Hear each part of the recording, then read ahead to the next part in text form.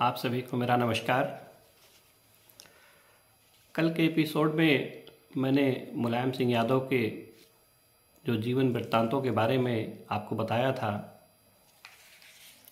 उसमें मुलायम सिंह यादव ने 1989 में मुख्यमंत्री पद की शपथ ले ली। मुख्यमंत्री का पद उनके लिए बड़ा संघर्षपूर्ण सिद्ध हुआ। इस समय देश में कई घटनाएं ऐसी हो रही थीं जो कि काफ़ी उथल पुथल पैदा कर रही थीं। इसमें से एक घटना थी मंडल कमीशन की रिपोर्ट का लागू किया जाना। विश्वनाथ प्रताप सिंह ने अपने राजनीतिक घोषणा पत्र में इस बात का उल्लेख किया था कि अगर उनकी सरकार बनती है तो वो मंडल कमीशन की सिफारिशों को लागू करेंगे, और अपनी सरकार बनने के तुरंत बाद उन्होंने ऐसा ही किया और मंडल कमीशन की सिफारिशें पूरे देश में लागू कर दी गईं और ये उत्तर प्रदेश में भी लागू हो गई। मंडल कमीशन के बारे में मैं किसी दिन आप सभी को अलग एपिसोड में विस्तार से उसके बारे में चर्चा उस पर करूँगा। मंडल कमीशन की सिफारिश लागू होने के बाद उत्तर प्रदेश में एक सामाजिक तनाव की स्थिति पैदा हो गई। समाज में अगड़े और पिछड़ी जातियों के बीच में एक तनाव का माहौल पैदा हो गया। जगह जगह धरने प्रदर्शन हुए, आगजनी हुई, हिंसा हुई, और इसको काफ़ी बल प्रयोग करने के बाद इसको दबाया जा सका, या ये कहें कि तात्कालिक रूप में दब गया, लेकिन इसकी आग धीरे धीरे सुलगती रही। जो दूसरी घटना हुई वो ज़्यादा संवेदनशील थी। विश्व हिंदू परिषद ने जून 1990 में रामशिला यात्रा शुरू करी। कार सेवकों का अयोध्या में धीरे धीरे जमावड़ा होने लगा और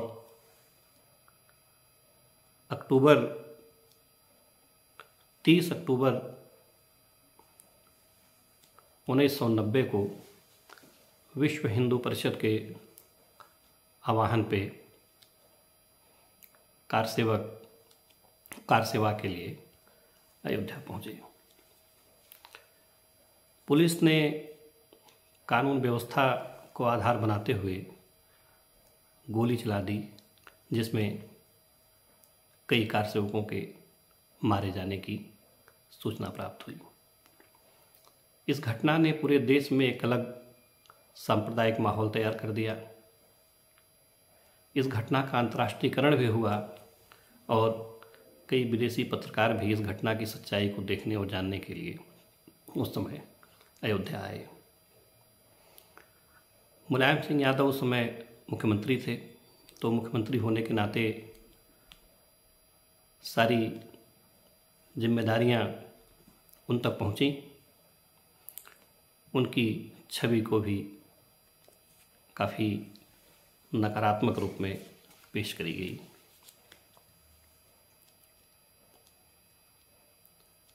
सरकार 1989 में मुलायम सिंह मुख्यमंत्री बने थे। सरकार बहुत अधिक दिनों तक नहीं चली और केंद्र में वीपी सिंह प्रधानमंत्री पद से हट गए और कांग्रेस के सहयोग से चंद्रशेखर प्रधानमंत्री बने और मुलायम सिंह यादव चंद्रशेखर के साथ उनकी समाजवादी जनता पार्टी जो कि उन्होंने बनाई बाद में, चंद्रशेखर के साथ चले गए और कांग्रेस के सहयोग से मुख्यमंत्री बने रहे। लेकिन ये सरकार भी बहुत ज़्यादा दिनों तक नहीं चली और 1991 में उत्तर प्रदेश में फिर से मध्यावधि चुनाव हो गए।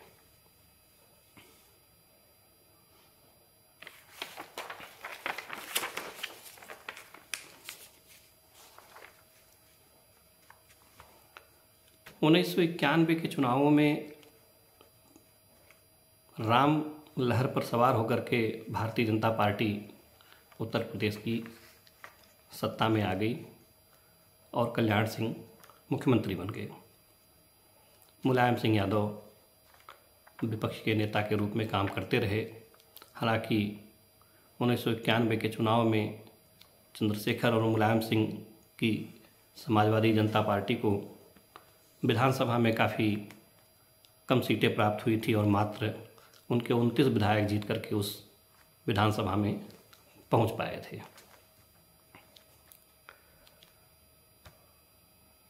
इसी बीच सन 1992 में एक और घटना होती है जिसने चंद्रशेखर और मुलायम सिंह के बीच दूरियां बढ़ा दी।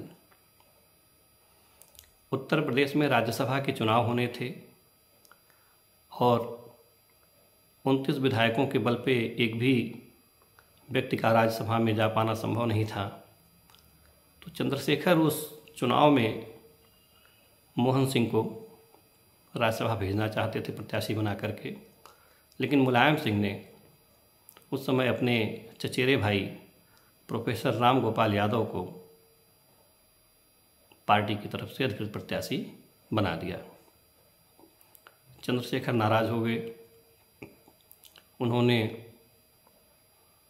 विरोध किया, लेकिन चंद्रशेखर के विरोध के बाद भी मात्र 29 विधायकों के समर्थन के बल पर मुलायम सिंह राम गोपाल यादव को राज्यसभा भेजने में सफल हो गए। इस घटना के बाद से प्रोफेसर मुलायम सिंह यादव और चंद्रशेखर के बीच दूरियां काफ़ी बढ़ गईं और उन दोनों लोगों की राहें अलग हो गईं। इधर उत्तर प्रदेश में दिसंबर 1992 में अयोध्या में विवादित ढांचा ढहा दिया गया। कल्याण सिंह उस समय मुख्यमंत्री थे उत्तर प्रदेश के, और विवादित ढांचा ढहाए जाने के बाद उस समय केंद्र में कांग्रेस की सरकार थी, पीवी नरसिम्हा राव प्रधानमंत्री थे उस समय। ढांचा ढहाए जाने के बाद राष्ट्रपति ने कल्याण सिंह की सरकार को बर्खास्त कर दिया और उत्तर प्रदेश में राष्ट्रपति शासन लगा दिया गया। उत्तर प्रदेश एक बार फिर से चुनाव के लिए तैयार था।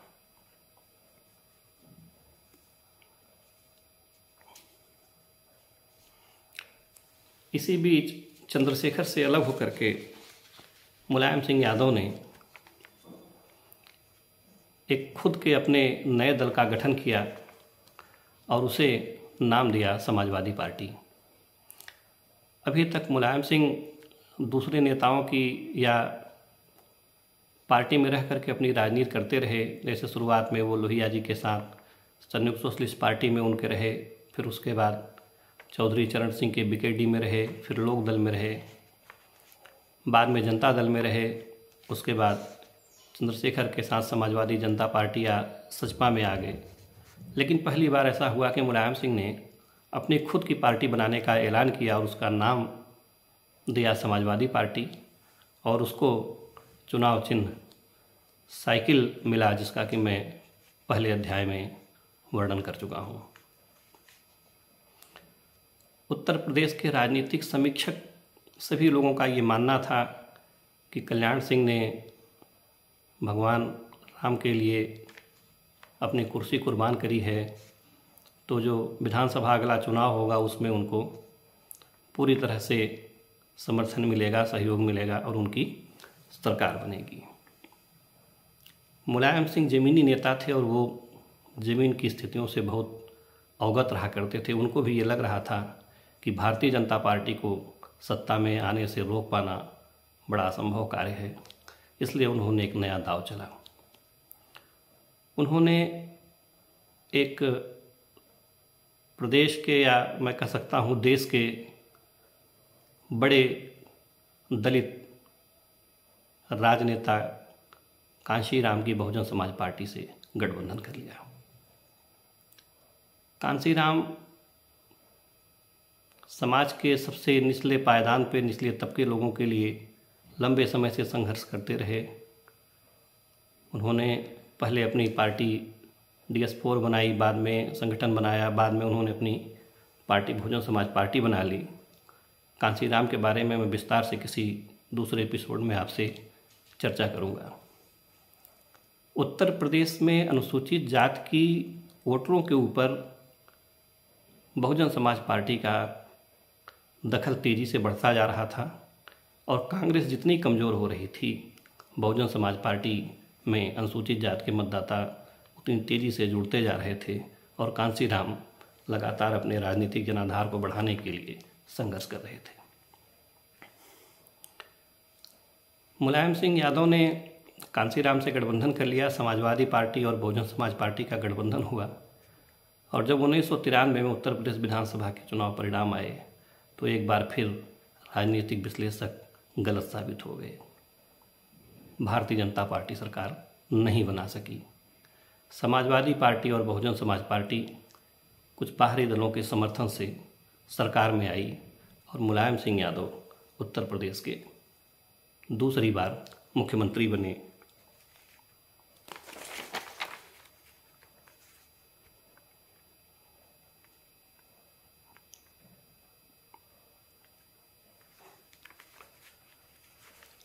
समाजवादी पार्टी और बहुजन समाज पार्टी ने मिलकर सरकार तो बना लिया, लेकिन गठबंधन की सरकार को चलाना मुलायम सिंह के लिए बड़ा आसान नहीं हुआ। सरकार में हस्तक्षेप होते रहे और मुलायम सिंह को थोड़े ही दिन में ये लगने लगा कि ये बहुत जल्द ही हमारी जो सरकार है ये गिर जाएगी या गिरा दी जाएगी। अंत में उन्होंने बहुजन समाज पार्टी के विधायकों को अपने पाले में लाने के लिए लोगों से बात करनी शुरू कर दी और उसमें उन्होंने बहुजन समाज पार्टी के प्रदेश अध्यक्ष राज बहादुर से संपर्क साधा। राज बहादुर गाजीपुर जिले के रहने वाले थे, अनुसूचित जात से संबंध रखते थे और कांशीराम के बड़े करीबी नेता माने जाते थे।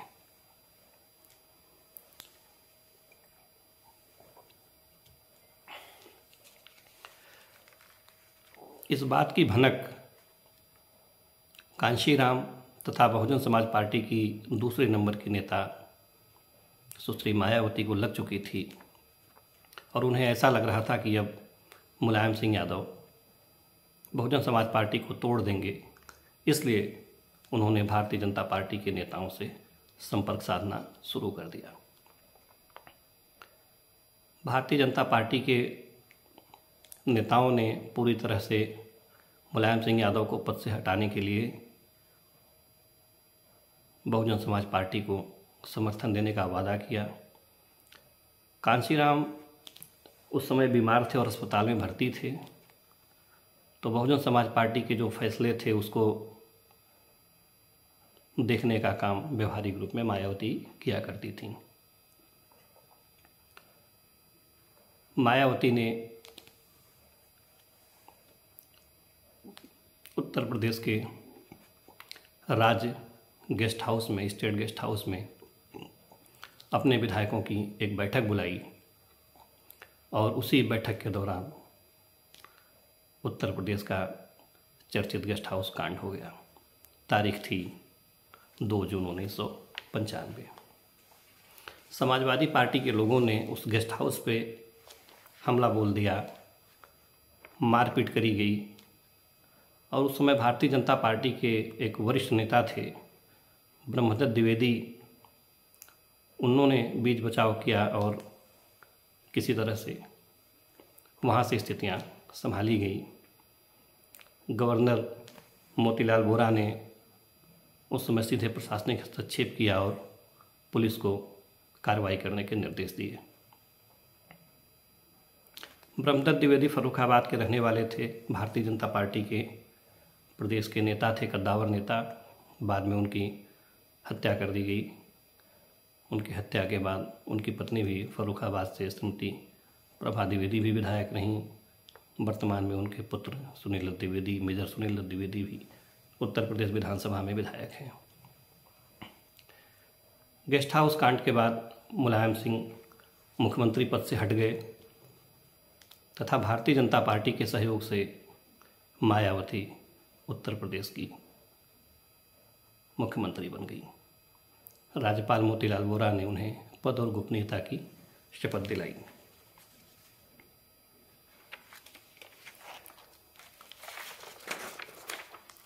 मुलायम सिंह यादव मुख्यमंत्री पद का अपना दूसरा कार्यकाल भी पूरा नहीं कर पाए। सरकार भी 18-20 महीने चली। हालांकि भाजपा के समर्थन से जो मायावती उत्तर प्रदेश की मुख्यमंत्री बनी, वो भी सरकार 4 महीने में ही सरकार गिर गई। भारतीय जनता पार्टी ने समर्थन वापस ले लिया और उत्तर प्रदेश में एक बार फिर से राष्ट्रपति शासन लगा दिया गया। सन 1996 में उत्तर प्रदेश और केंद्र दोनों में फिर से चुनावों की घोषणा हुई। मैं यहाँ बताना चाहूँगा कि सन 90 से लेकर के सन 2000 तक ये 10 साल का जो समय था, ये चुनावों का समय था और इसमें बहुत सारे चुनाव हुए थे। मध्यावधि चुनाव कई बार हुए थे। 1996 का जो चुनाव हुआ, उसमें समाजवादी पार्टी सबसे बड़े दल के रूप में उभर गई, लेकिन सरकार नहीं बना पाई। एक खंडित जनादेश आया और त्रिशंकु विधानसभा बनी और उत्तर प्रदेश के इतिहास में पहली बार ऐसा हुआ कि विधानसभा निलंबित रख दी गई, भंग नहीं की गई। विधानसभा निलंबित रखी गई और विधानसभा की पहली बैठक जो थी वो काफ़ी दिनों के बाद हुई। तो उस चुनाव के बाद एक बार फिर भारतीय जनता पार्टी तथा बहुजन समाज पार्टी के बीच में सरकार बनाने को लेकर के समझौता हुआ कि 6 महीने के लिए मुख्यमंत्री बनाया जाएगा। 6 महीने बहुजन समाज पार्टी से मुख्यमंत्री रहेंगे, 6 महीने भारतीय जनता पार्टी से मुख्यमंत्री रहेंगे और मायावती 1996 में दोबारा से उत्तर प्रदेश की मुख्यमंत्री बन गई। इधर प्रदेश में सत्ता वापसी न होने के कारण अब मुलायम सिंह केंद्र की राजनीति की ओर अग्रसर हो गए। मुलायम सिंह की केंद्र में जो राजनीतिक उनकी भूमिका थी, उसके बारे में मैं आप सभी को अगले एपिसोड में बताऊंगा। आज के लिए बस इतना ही। बहुत बहुत धन्यवाद।